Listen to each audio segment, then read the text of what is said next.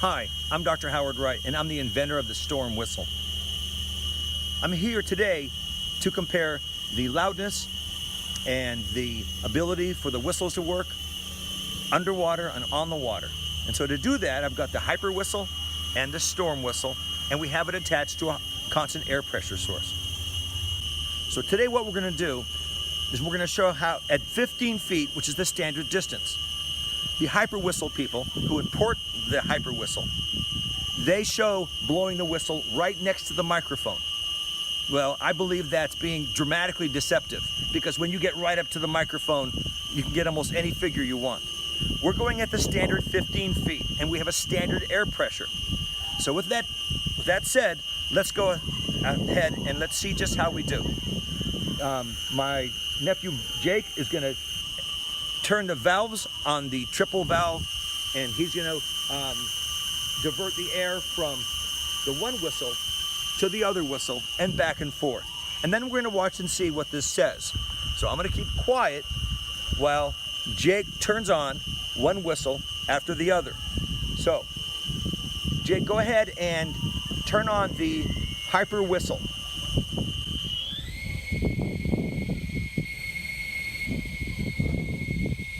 Change it over to the storm.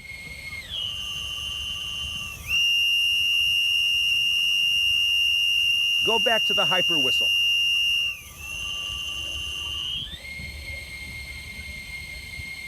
Go back to the storm.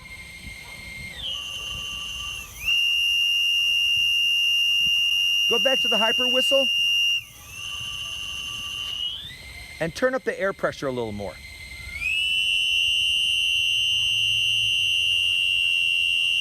Go to the storm.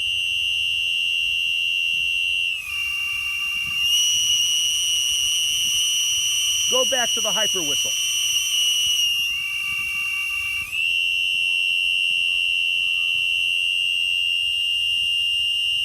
Okay, you can turn the air off now.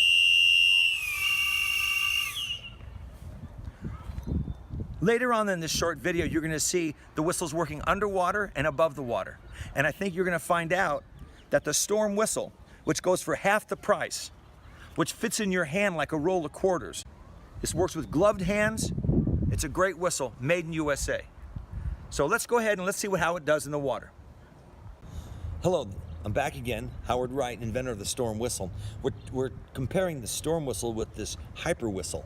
I had mentioned earlier how the storm whistle's mouthpiece is made to be held right in your teeth, so that if you're treading water or if you're in trouble, it's easy to hold.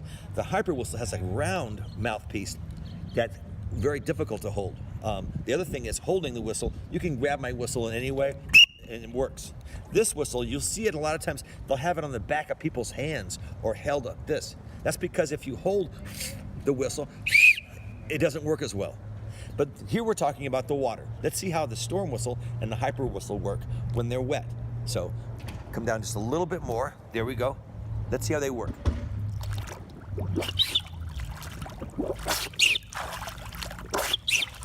Now let's try the storm whistle. The water flows out of the whistle. It's made to do that. It's made to purge itself. That's why I made it this way. This whistle has nothing to block or to keep the air clear of the water.